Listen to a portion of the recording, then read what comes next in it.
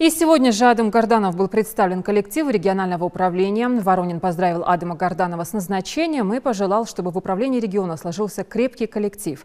Работа строилась в тесном взаимодействии с руководством республики, силовыми структурами и органами исполнительной власти.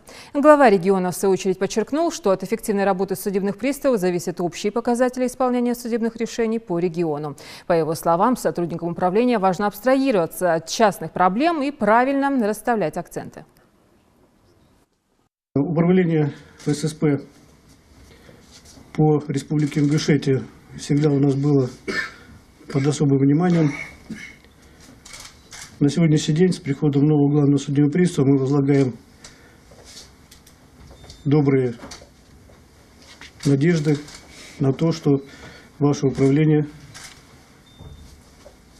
как и было, так и будет в числе лидеров. Но резерв есть. Мы до убытия главы республики провели небольшое совещание с руководством управления. Те замечания, которые были высказаны начальниками управления центрального аппарата, они изложены в соответствующих справках. Главному судье приставу они вручены для составления конкретного плана по организации работы на ближайшее время. Когда вы работаете, в том числе советую и новому руководителю, всегда не просто слушать начальников отделов, а всегда вывешивать сравнительный анализ. Где вы находитесь в округе? В середине, в конце или в первой строчке? Это одна тема. Вторая тема – то, что вы постоянно соприкасаетесь именно с реперными проблемными точками человека. Есть судебное решение, и вы должны здесь смотреть на именно исполнение этого судебного решения. Независимо, кто бы ни был здесь руководителем.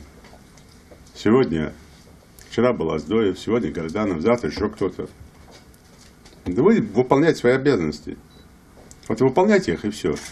Тогда у вас все будет нормально. Никто вас трогать не будет, никто вас обижать не будет. Просто будете свою зарплату получать и работать на свою зарплату. До пенсии доработаете.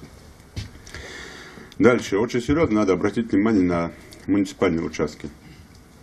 То, что там жалобы поступают или другие текущие вопросы. Без этого не бывает. Но ваша помощь именно и там тоже, она должна быть колоссальной. Мы сегодня я с министром финансов разговаривал, делаем отдельное направление налоговая служба и Федеральная служба судебных приставов. Сколько в бюджет будет поступать средств благодаря вашей работе. Мы этот анализ будем проводить по округу. Мы там рассчитаем возможности, которые есть сегодня. Они легко считаются. У нас сегодня есть там столько-то решений суда, даже элементарно взять там по правонарушениям, по штрафам, да? И сколько вы собираете?